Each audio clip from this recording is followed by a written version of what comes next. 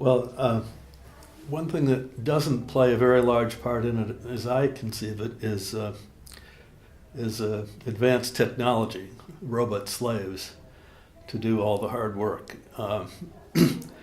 Aside from the fact that the development of technologies has the exact opposite effect. Unemployment is not the same thing as the abolition of work. I mean, it's related to work, and it's worse than work if you need to work.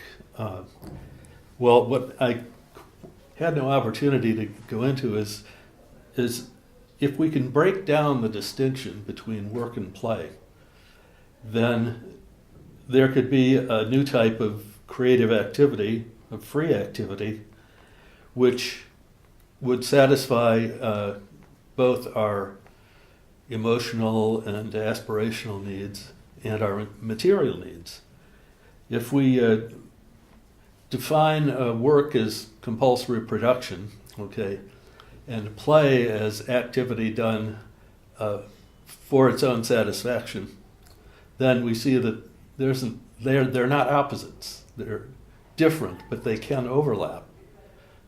I mean, even now you find the occasional person who loves his job.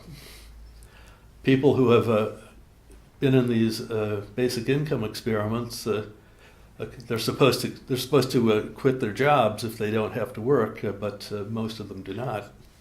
Even though those jobs are hardly as fulfilling as some productive play activities might be.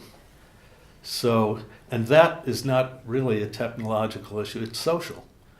It's behavior and organization. And to make that work on a more than individual scale, the diversity of individuals, which we've been hearing so much about, is not an impediment. In fact, it's a necessary feature of it, because not everybody likes the same things, not everybody can do the same things, but the more of us there are in on this, the more things could be done by those who like to do them and who are able to do them. So to break that down, utopians are always doing that. They want to abolish the distinction between production and consumption. That's another way of looking at what I just said. That's how Paul Goodman described it. Separation of town and country. You could imagine conditions of decentralization, like pretty far-reaching decentralization, would be necessary in order for people to be able to work with each other on a human scale.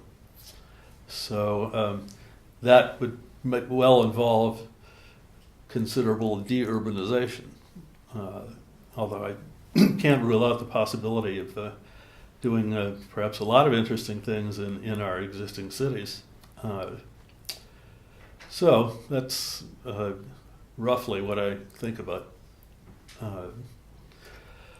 And I don't know how to abolish his job, her job, because I don't know their jobs. And for that matter, I don't know them, because there's nobody over there.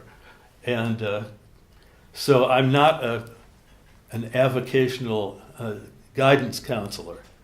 I can't give people advice on where to stick your shitty job, or what you should do. Should I drop out? Should I should I embezzle paper clips, or what should I do? Join a union?